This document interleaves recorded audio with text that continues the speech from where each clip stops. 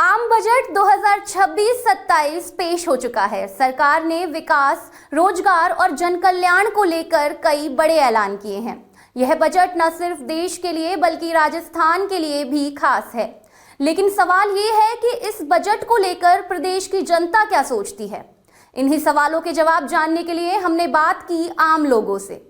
देखिए बजट 2026-27 पर जनता की राय हमारी इस खास रिपोर्ट में।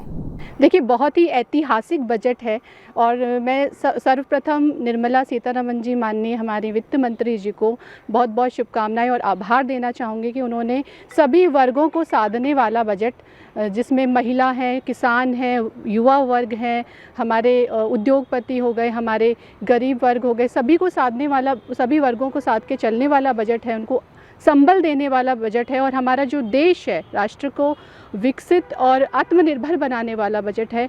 आयात को कम और निर्यात को बढ़ावा देने वाला बजट है। और अगर हम देखते हैं शिक्षा क्षेत्र में उन्होंने बढ़ावा दिया है, शिक्षा के क्षेत्र में एआई को, तकनीकी को, अनुसंधान को, इनको जोड़ने वाला बजट है। आप देखिए 3 आयुर्वेदिक निम्स हमें दिए हैं जो आयुर्वेद को बढ़ावा देंगे, साथ साथ में योगा और जो स्वास्थ्य है, मानसिक स्वास्थ्य है, उसको बढ़ावा देने वाला बजट है। अगर हम बात करते हैं आत्मनिर्भरता की, तो महिला, जिस तरह की लखपति दीदी, अगर महिला की बात करती हूँ एक महिला होने के नाते, तो लखपति दीदी जो योजना है उसकी अपार सफलता के बाद में एमएसएमई से और महिलाओं को जोड़ा जाएगा। और ये सबसे अच्छा था कि शिक्षा की छात्रावास, जो हर एक ज़िले में एक एक छात्रावास बनाने का जो प्रावधान है, ये बहुत ही अच्छा है। इसमें छात्राओं को संबल मिलेगा, शिक्षा, जो छात्रा के लिए शिक्षा है उसको आगे विकास होगा। युवा, किसान, हर वर्ग को ये मजबूत करने वाला बजट है। अब तक जो भी बजट आती थी वो चुनावी बजट रहते थे। कई सरकारों ने बजट पेश किए, चुनावी बजट पेश किए, पर ये देश को आगे ले जाने वाला बजट है। जब सरकार की नीयत साफ होती है तो बजट ही बहुत अच्छा होता है। और इस प्रकार इस बजट के अंदर आप देखोगे किस प्रकार महिलाओं को मजबूत करने के लिए हर ज़िले के अंदर एक गर्ल्स हॉस्टल होना चाहिए। पूरे देश में 500 नए सरकारी स्कूल खोले जाएंगे। आईआईटी, आईआईएम की तर्ज पर आयुर्वेदिक संस्थान जो अब तक रुके हुए थे, उस प्रकार राष्ट्रीय स्तर के आयुर्वेदिक संस्थान खोले जाएंगे देश के अंदर। तो ये बजट हर वर्ग को बहुत समावेशी, सर्वस्पर्श करने वाला बजट है। युवाओं के स्वरोजगार के साधन उपलब्ध करवाने के लिए एक ऐतिहासिक बजट है। हम देखेंगे कि आधुनिकता के साथ साथ परंपरागत दोनों के समन्वय का ये बजट है।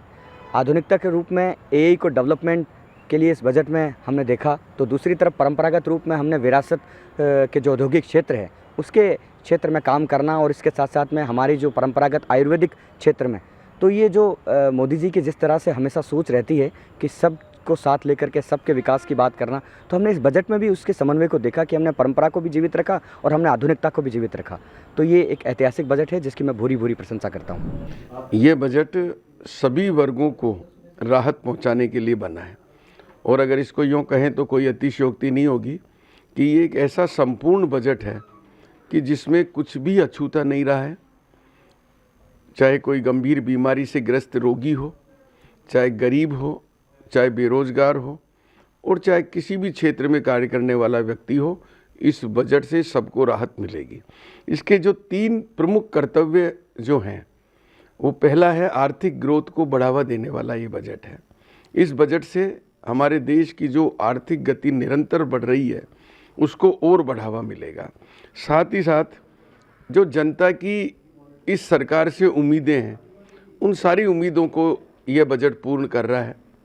और जैसा हमारा पार्टी का और प्रधानमंत्री मोदी जी का जो एक ध्येय वाक्य है, सबका साथ सबका विकास, वो भी प्रतिबद्धता इस बजट में नज़र आ रही है।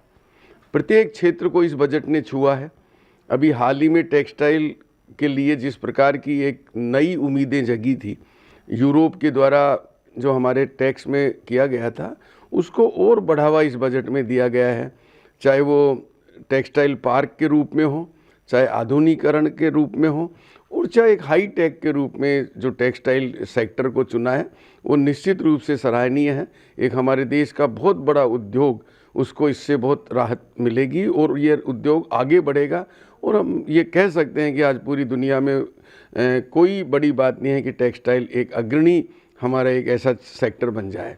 इसके अलावा जो ऐसे हमारे उद्योग थे जो विलुप्त हो गए थे, परंपरागत उद्योग, उन उद्योगों को भी पुनर्जीवित करने का इस बजट में एक नज़र आई है प्रतिबद्धता कि हमारे जो पारंपरिक जो हमारे उद्योग हैं उनको किस प्रकार से वापस पुनर्जीवित किया जाए, वह भी इसमें नज़र आ रहा है।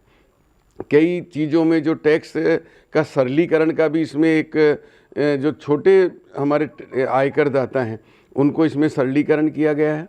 साथ ही साथ इस बजट में कहीं भी ऐसा वो नहीं आया कि जैसे पूर्व जो आज के 12 साल पहले देखा जाता था कि किसी में कोई टैक्स कम किया है या कोई गया है, ऐसा नहीं है। ये बजट सिर्फ और सिर्फ देश को विकास की गति देने वाला, जनता की उम्मीदों पर खरा उतरने वाला, सबका साथ और सबका विकास और साथ ही साथ आर्थिक ग्रोथ को बढ़ावा देने वाला एक अपने आप में एक संपूर्ण बजट है। इस बजट की हम जितनी सराहना करें कम है। इस बजट से इस देश को एक नई गति, नई विकास और नई दिशा मिलेगी। मैं सबसे पहले तो बहुत बहुत धन्यवाद करना चाहती हूँ प्रधानमंत्री जी का और माननीय वित्त मंत्री निर्मला सीतारमण जी का।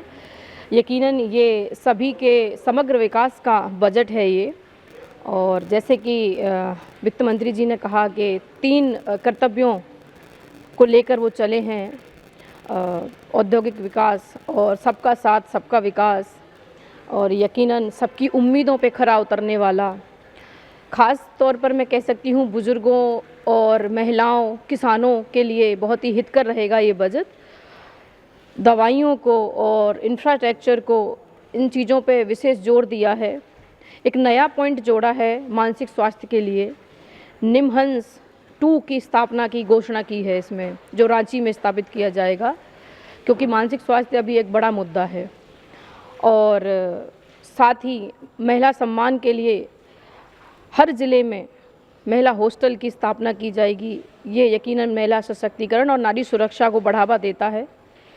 और इंफ्रास्ट्रक्चर में MSME में 10,000 करोड़ रुपए का बजट उन्होंने प्रावधान किया है।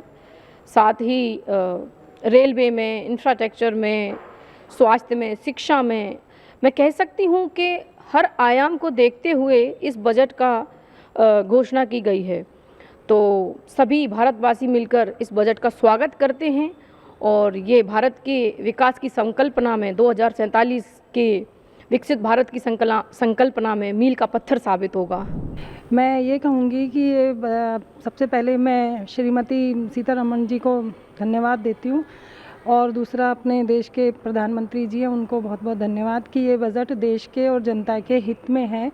जैसे उन शुरू से वो कहते आ रहे हैं कि देश का विकास सबका विकास, तो उसको ध्यान में रखते हुए उन्होंने सभी वर्गों को इस बजट में शामिल किया है और सभी वर्गों के लिए मतलब ये बजट बहुत ही अच्छा है। और आने वाले समय में हमारा भारत देश, जो हमारा देश विकास की ओर बढ़ रहा है, ऐसे ही बजट आते रहें तो एक दिन ऐसा आएगा कि भारत बहुत एक नंबर पर होगा विश्व में। सुजस स्पेशल में फिलहाल के लिए इतना ही। फिर मिलेंगे किसी और खबर के साथ। तब तक के लिए देखते रहिए सुजस समाचार।